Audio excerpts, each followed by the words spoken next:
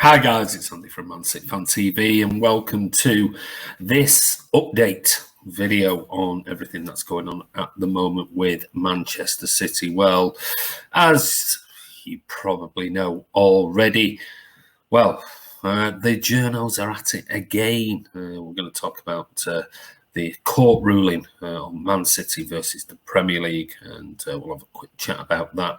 And is there any real issues, or is there anything really different from what we've seen before? We'll talk about Jack Grealish being offered a new contract, by Aston Villa, significant contracts as well. Also, we'll take a quick look at the new home kit. What are your thoughts? I am not a kit person, I'll be honest with you, but yeah, I think it's better than last season's, if I'm really being honest about it. But anyway, into the big news that sort of broke late last night, which was from Nick Harris, not my most favourite person on Twitter, I'll be honest with you. I've had a few run-ins with him, and notably the one about Rabin, where he claimed that I had sent him the Rabin interview and things like that, and I called him out on that and said, well, then fine, if I've sent it to you, you post the actual screenshot of where I've sent you this particular video. And he tried to cause a right load of garbage for me, but he couldn't, because I didn't. That's simple. So we got into a bit of a spat at the time. Yes, he's back again, unfortunately, and all the journos, the likes of Tony Evans and everyone else, are all over this, which just, there is nothing to report. Transfer news, nothing. The Euros has been on to nothing, and nobody's really signed anybody yet. So, of course, this comes up, regardless of the timing. They're all going to jump all over it. Tariq Panja, everybody is jumping all over this, because they know they'll get clicks, and they'll know they'll get momentum from it. Well, as you see here, the title of the Daily Mail article by Nick Harris for the Mail on Sunday was shock emails that could prove that Manchester City did cheat. Fresh evidence appears to show Premier League champions had millions funneled into the club by Abu Dhabi to help inflate their income. Well, in fact, if you read through the article, it's obviously a clickbait article. You'll see that a lot of it is it's a backstory. It's just going over old stuff that we've read 1,000 times, done videos on it 1,000 times. There is absolutely nothing in what they're claiming in the article headline, and remember that's probably a sub-editor's headline, but it's all it is it's recapping over old stuff that they've done to death. The only difference being is the issue with the Premier League and Manchester City. This investigation has been ongoing since 2018, it's like, the only surprising thing is the comment by the courts, where they did say, I'm very surprised that something so serious has not been resolved yet. But the big issue at the heart of this is the fact that the Premier League and Manchester City wanted this to be confidential and kept quiet, because they don't want to jeopardise any outcome, because City could appeal with regards to that. And it's been an ongoing thing from the likes of the Daily Mail to try and get these articles published and access to these articles, etc., which both it very minusculely mentions the fact that the Premier League objected to. But it's all about Manchester City. Manchester City objected to this being made public or in the public domain because it's private and confidential. There could be disciplinary action to this.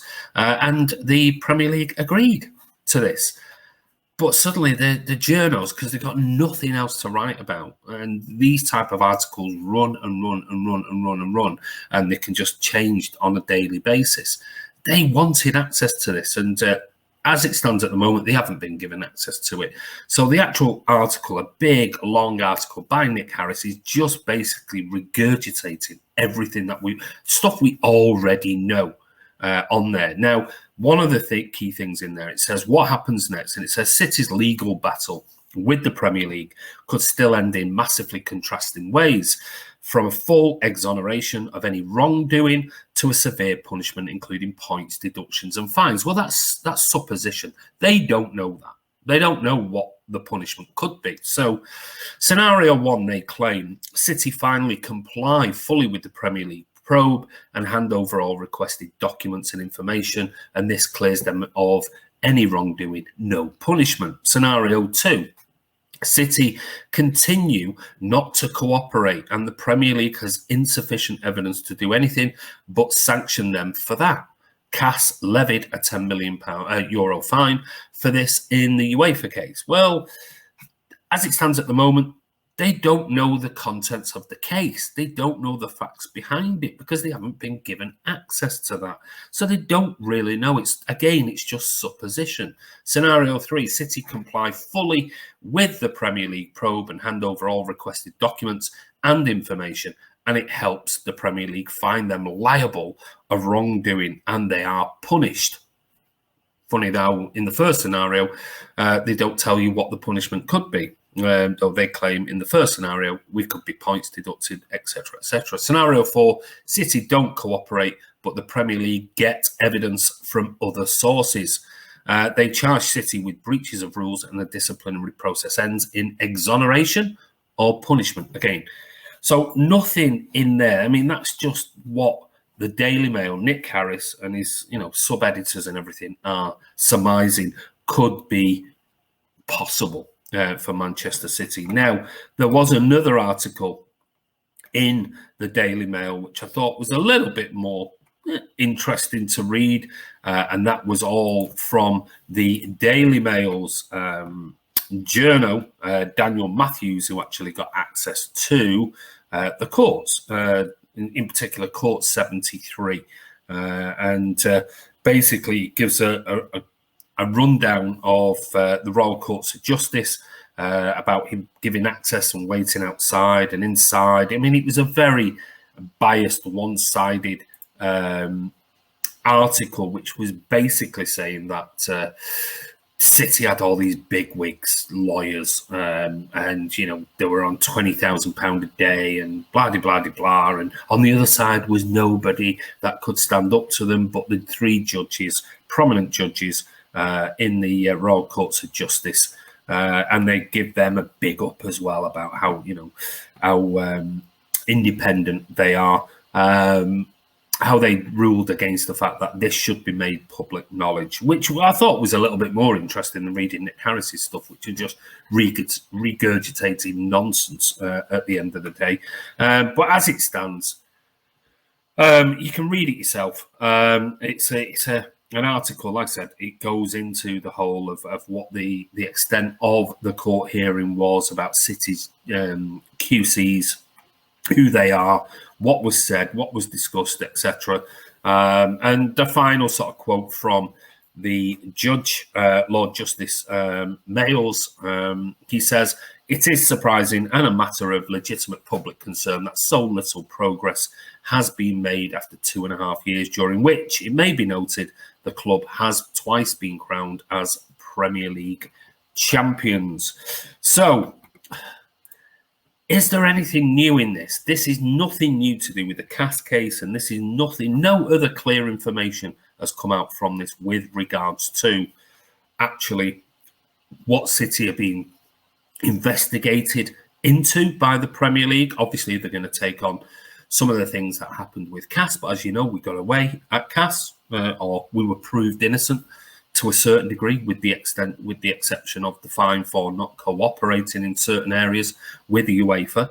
But overall, there is nothing new in this. It's just a regurgitation of all of these journals, like Tony Evans, like Tariq Panja, like Nick Harris, and there'll be more. There will be more. Don't worry about it. This has not gone anywhere. This will run and run and run, and there'll be more drip-fed information coming out soon. The key to this was all about the fact that the Premier League and Manchester City wanted to keep this investigation, if you want to call it that, private. because that's the way it should. And City said, well, we want to keep it private because if this comes into the public domain, then it could prejudice the whole case. Now, of course, the Premier League agreed to this because it could do. If the journals start posting this, that, and the other, and City are found guilty, let's say, in the Premier League's eyes, well, they could go back to a court of appeal and say, well, hold on a minute, we haven't really been given a fair trial because the journals have just published this all over the place. So the Premier League have been really smart in this and said, no, we want to keep it low-key. City's, let's say, relationship with UEFA now seems to have been bridged more so. And everything seems to be going okay with UEFA. And I think City and the Premier League wanted the same sort of thing. But the journals, as usual, got nothing to write about, got nothing, no real journalistic insight, just wanted it public because they have no information on it and they wanted to read what it is. Now, as it stands, they can't read what's going on at the moment. At the moment. That's not to say they might not be able to gain access to this, but I think that would jeopardize the whole let's say, investigation process with regards to Man City and with regards to the Premier League. So, yeah, I mean, you'll read lots and lots of stuff, headlines and taglines and all sorts of clickbait things. There is nothing new in this. It's just a matter of they want access to the documents. They want it to be in the public domain. The judges have ruled that it can be, but at a given point, not now.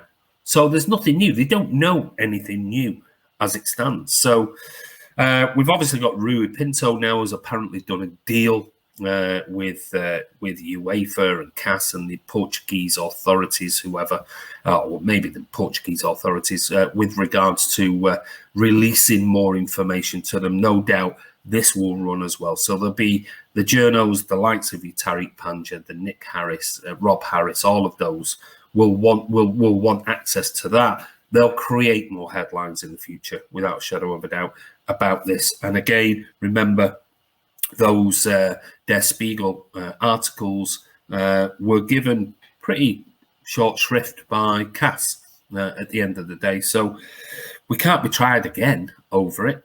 So it'll be really interesting to see how this progresses. But I wouldn't worry about it at this stage of the season so far. It's in the whole investigation is in its early stages. We know that it was a few years before CAS finally got Manchester City, UEFA and the panel got Manchester City in a room to hear all of the evidence. Now that was a few years in the making. We're still a couple of years into this Premier League investigation, so we'll wait and see. I won't worry too much about it, but be prepared for more in the coming weeks because they're not going to let this slide because there's nothing else to talk about. But anyway, on to Jack Grealish. Now, Jack Grealish has been offered, allegedly, a new contract at Aston Villa.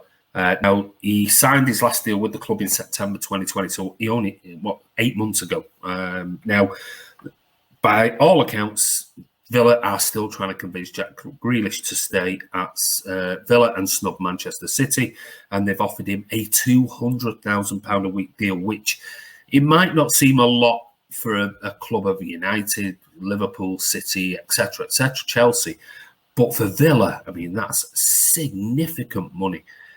So it shows you that how they want to keep hold of the 25-year-old wherever they can.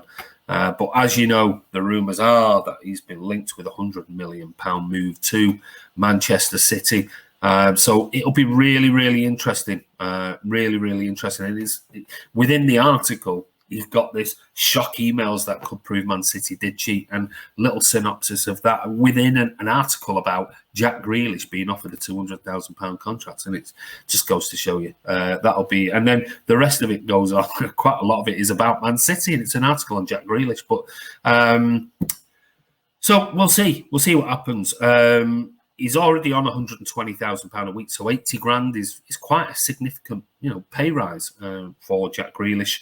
And the next highest, I think, is Tyrone Mings and Ollie Watkins on 80 grand a week, or there or thereabouts anyway. So 120 to 200, would he earn more than that at Man City? Maybe. maybe 250. I don't know. But I think it's going to come down to what Jack Grealish wants. Because if it's money, he can earn money going to Chelsea and Liverpool, United, City. He can earn money. Does he want to win? Is he ambitious? Does he want to win trophies? Well, I'm sorry, Villa fans, no disrespect, but he's not going to do that at Villa. An FA Cup here and there. Are Villa going to win the league? No. Are they going to win the Champions League? Are they going to be in Europe? No. So it's about ambition for me with Jack Grealish, and Jack Grealish will need to make a decision whether it's money, because he'll earn more money at City, he'll earn more money at other clubs, or loyalty. Is there loyalty in the game now? Really? Don't think so. Or is it about ambition? And I think most footballers will turn around and say, it's not about money, it's about ambition. I want to win things. But we'll wait and see. But that leads on to the next thing, which we'll quickly talk about, which is the kit. Well, people have said, can you talk about the kits? Well, I can't talk about the kits because the only official kit has been the Man City home kit.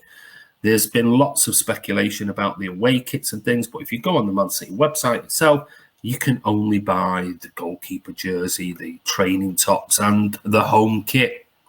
Now, if you take a look at the home kit, yeah, I think it's better than last year's. I like the neck. Still prefer a collar. The little white stripe down the side is okay. It's pretty plain. Yeah, it's not too obtrusive. The long sleeve one looks decent. It's got blue shorts. That's the only thing for me. I don't like the blue shorts. Blue top, blue shorts. I still rather it be white shorts. But again, the socks look decent. They've got stripes around them, white stripes. But overall, I don't know. It's okay. It's okay. I'm guessing. I'm looking at the goalkeeper shirt, which is a little bit of a hark back to the old away kit with the different sort of diagonal stripes and things like that on it. Green shorts. You've got black shorts on it. You've got a short sleeve version, the green version, which has got like the lines and vertical lines on it. So I mean, it's all right. I mean, I've seen clips of the white one, and the white one looks okay. But again, I'm not a kit person, so I'm probably the wrong person to talk about kits. I think it's better than last year's. I must admit, I wasn't keen on that graphic design on the kit, but it looks a little bit similar to older kits, more classic. The blue shorts, I'm not keen on. Like I said, I prefer blue top, white shorts, if I'm being honest. But overall, I think it's a slight improvement on last year's. But I guess we'll see. You give me your comments below. What do you think? Do you think it's better than last year's? Would you have preferred a different colour for the proposed white kit? I don't know. White, I'd still love Man City to go for the traditional black and red stripes, and I don't see any reason why they couldn't do that. I think most City fans love that kit, love that design, and I don't see any reason why Puma couldn't do something like that. I know they're trying to stamp their own mark on it, their own identity, but for me, I'm not too sure. But like I said, I don't buy him. So some of you guys will be in a better position than me to judge what you think the kit looks like. Give me a comment below. Do you like it? What colour do you think the white is going to be in away kit? Do you think that's going to be a third kit? Is there going to be a surprise on the away kit and the white might be a third? Or do you think they're going to do something different? I don't know. But I'm still gutted that they haven't listened to the fans. And the fans always say the red and black kit should come back, or hark back to the sash, the white with the red and black sash, and go back to something of yesteryear. I know they're trying to put a little bit of an imprint of the City on there, and there's the 93-20 and everything else. I get that. But yeah, it don't blow me away. Does it blow you away? Have you bought it? What's it fit like? Do you prefer the neck? Do you like something different? Do you like a collar? Would you like the yellow and blue stripe back again? Bit more retro. I think they're missing a massive trick. I really, really do. But anyway, this is Andy from Man City Fan TV. That's a quick roundup about the Premier League versus Manchester City and all the garbage rumours that have come out lately. Jack Grealish, Villa offering him a new contract. There are rumours around on social media about Nuno Mendes. I'll probably take that with a pinch of salt at the moment. So Jack Grealish, will he sign for Villa? Will he sign 200 grand a week? It's a lot of money. But is he ambitious? That'll be the difference between him signing for another club, maybe Man City, or sticking with the money at Villa and being the big fish in a small pond. But anyway, the kit. Give us your comments below. But take care. And if you're not subscribed, hit that subscribe button. Give it a thumbs up before you go. And don't forget, smash that bell icon. That way you'll be notified when any new videos are on the channel. But anyway, I hope everybody is staying safe and returning back to a little bit of normality. But let's hope that we're not going to go into a third lockdown, please. See you soon.